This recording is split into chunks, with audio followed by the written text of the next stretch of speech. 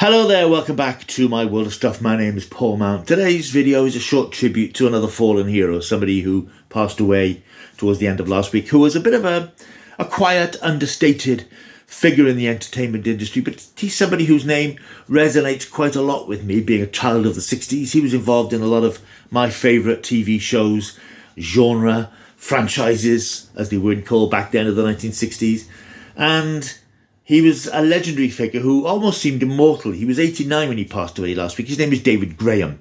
It's not a name that trips readily off the tongue to that many people. He wasn't a household name, but I think for people of a certain age, a certain vintage, who watched certain shows over the last 50 years, it's a name that we think of very fondly because of his involvement with the works of Gerry Anderson in particular, where he did voiceover work for many of Anderson's shows. Most famously, of course, he provided the voice of Parker, Lady Penelope's resourceful chauffeur in the legendary Thunderbirds. But there was so much more to him than that. When I think of David Graham, I think of other appearances that he made. He appeared twice in Doctor Who. He appeared as Charlie the barman, the nervy barman, in the underrated 1966 serial The Gunfighters, often regarded as the worst Doctor Who serial of all time. It's not that bad, actually. It's quite good in a tongue-in-cheek way. BBC Television does a Western on a microscopic budget, but it's good fun.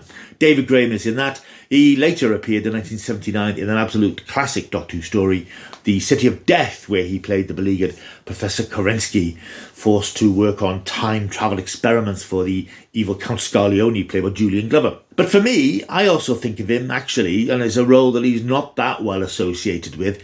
He appeared in one of my favourite TV series, the epic Time Slip, ITV's brilliant science fiction drama for children that was screened 1970-71. An absolutely brilliant series, so far ahead of its time. A bit like Doomwatch on the BBC, it was a sort of a quiet warning about the remorseless advance of science and how perhaps we ought to watch very carefully what we can do. The old, just because we can do it doesn't mean we have to do it sort of thing. Time Slip was a superb series, and David appeared in 7 episodes of that. He appeared in the third of the show's 4 serials across 26 episodes, where he played a character called 2957. And he was, in fact, an adult version in a projected future of the character played by Spencer Banks, who played Simon Randall, one of the junior heroes of the series. Without going into the ins and outs of Time Slip, because I could talk about that series for hours, it sort of projected possible futures, and these 2 time-sensitive children had the ability to pass through an invisible time barrier to visit the past in the first serial, and then a couple of various future timelines. And in the particular timeline that David Graham appeared in, he played this adult version of Simon. Simon was a sort of a bookish boffin. He was interested in science. He was always reading, much to the annoyance of his friend Liz Skinner, who sort of accompanied on his adventures. But the story that they found themselves in was called The Year of the Burn-Up, and this was very much a climate change thing about the Earth's climate getting out of control, the UK being turned into sort of a fetid, boiling hot jungle, and David played 2957, an adult version of Simon. And he'd obviously studied Spencer Banks' performance because he had some of the same sort of mannerisms, the same slightly edgy sort of attitude. It's a great performance, and that's one of the things I particularly remember him for. And incidentally, I had the pleasure of meeting David Graham several years ago at the launch in the BFI in London of a film called Filmed in Supermarionation, which was coming out on Blu-ray and DVD, which was the history of Supermarionation, Gerry Anderson's Supermarionation shows. And David was there. Bearing in mind he was 90, probably 90 even then.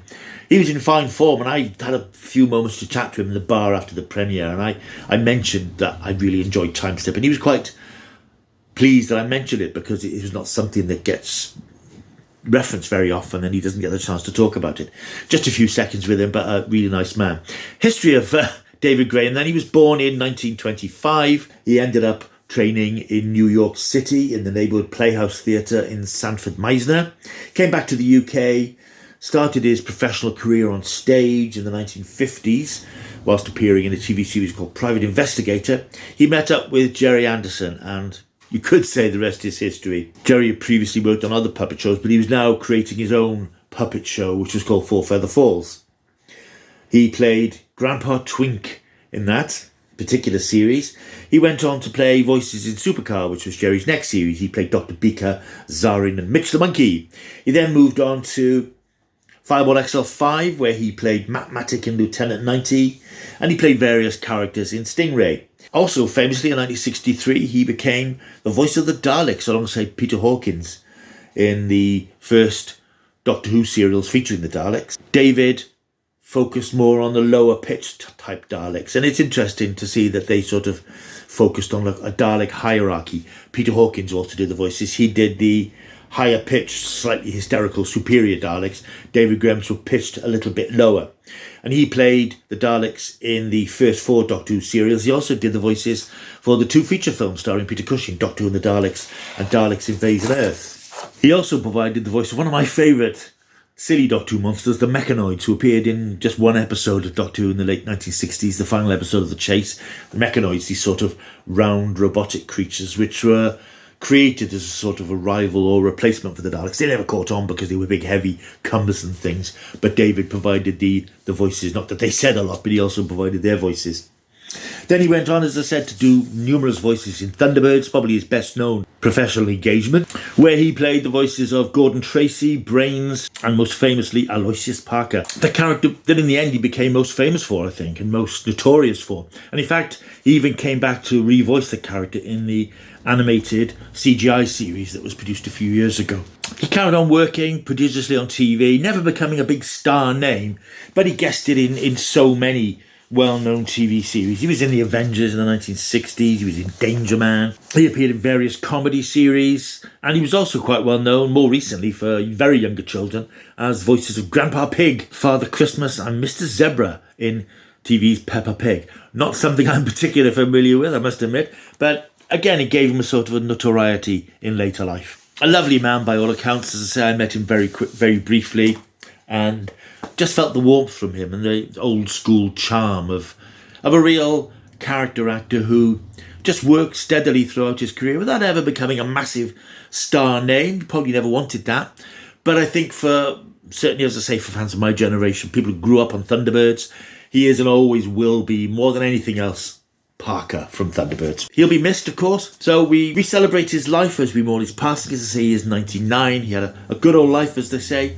But he was working pretty much right up to the end, and I think that there's not many working actors or working people who can claim that their careers have taken them well into their 10th century. So rest in peace, David Graham, TV legend. We'll always have his works to look back on, of course, all his voice work for the Gerry Anderson shows, his TV work for Doctor Who, Time Slip, as I said. Yeah, a very nice man who has left us. Rest in peace, David Graham. Oh, Parker. Yes, milady. You'll have to clean the guns again, I fear. And Parker, Yes, milady. I'm sorry to have messed up all your gear. That's quite alright, milady. He's not as bad as it appears. I've got a few more jobs to do, so don't have any fears. I've got to fuel the gas bombs yet and sharpen up the spears. Oh, Parker, well done. Oh, Parker, Yes, milady. well done.